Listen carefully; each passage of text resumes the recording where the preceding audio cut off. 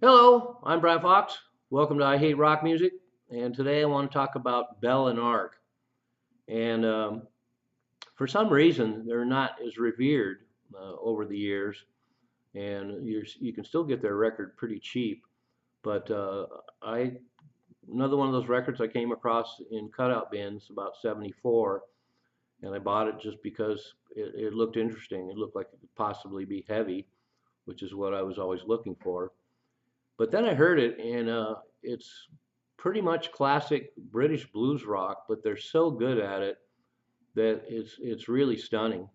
And the record came out in the U.S. with the pictures of the four members of the band, but came out in the U.K. with a red cover with a rose, looks like a rose. And they were very revered in the UK, and so they have a lot more fans in the UK than they do here. And a lot of that is because several members of the band, including Graham Bell himself, the singer, were in a highly touted band from 1966 to 1969 called Skip Bifferty.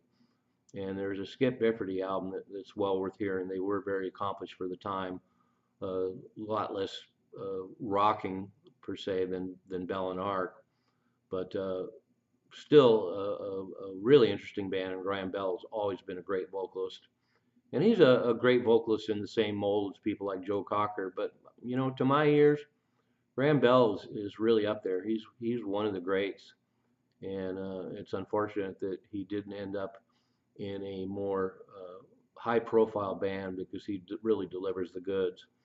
So when Skip Bifferty broke up, Graham Bell also ended up in a band called Griffin in 1969, and they have one record, and it's well worth checking out too. Once again, it's a little more from the 1960s era and has that kind of vibe to it, and not near as hard rocking as Bell and Ark became. And apparently, Graham Bell also had some involvement in the obscure, legendary UK band called Heavy Jelly. Jackie Lomax ended up in that band as well, but there's actually some Heavy Jelly demos from 1969 that have Graham Bell on them, and they're pretty cool.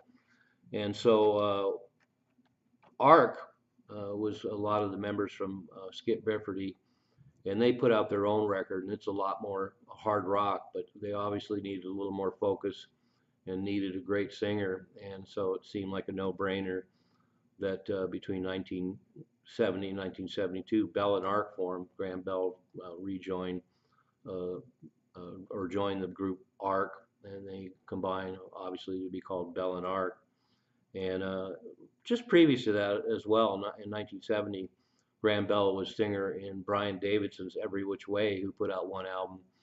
And it's a pretty eclectic, a little jazzier. Brian Davidson used to be a bass player in The Nice, and he did this one album, and it's well worth checking out. Parts of it kind of remind me of Jade Warrior, but a lot more eclectic. But immediately after that, Bell and Ark formed, and by 1972 they released this one album.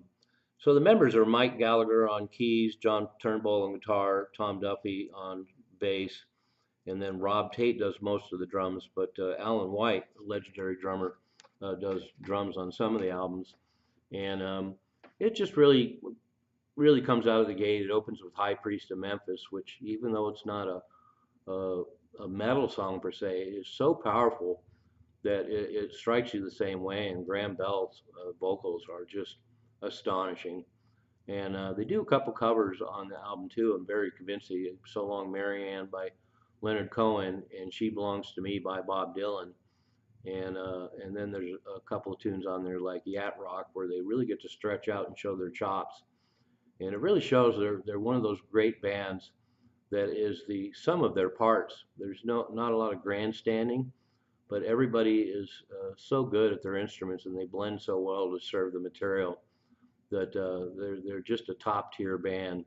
And it's really a shame that they didn't get more acclaim or didn't do a lot better. I've attached below not only the album, so check it out if you're into classic British blues rock at all. You're really not going to find a much better record. And then we're also blessed to have two live clips of them on the Beat Show and they were just as great live, if not better, than on record. Just really an all-time classic band. I couldn't recommend them enough. And like I say, once again, they don't seem to have a high profile as a collector's band. It's pretty easy to come across their record and get it pretty inexpensively. And they also put out two singles that are mostly available in promos. So Columbia was really behind the band. There's a single of High Priest to Memphis, and then another one, single of She Belongs to Me, the Dylan tune, and really as good as it gets. And one of my favorite bands of that era, and certainly one of my favorite so-called classic blues rock. I should clarify that they don't actually belong to the British blues boom. There was a certain funkiness to him as well. But Graham Bell, I have to say, he's one of the greatest rock singers in UK history in my book, and the band is top notch, and you really can't go wrong. I find some kinship with the second Jeff Beck group, the Memphis Jeff Beck group. They kind of have a similar feel in that way. Certainly not with Jeff Beck on guitar, but kind of has that same feel. And just top-notch performances, top-notch material, and I would put it right up there for that reason. So Bell and Ark. I'm Brian Fox. Thanks for watching. I hate rock music, and Bell and Ark is one of the reasons I totally love rock music.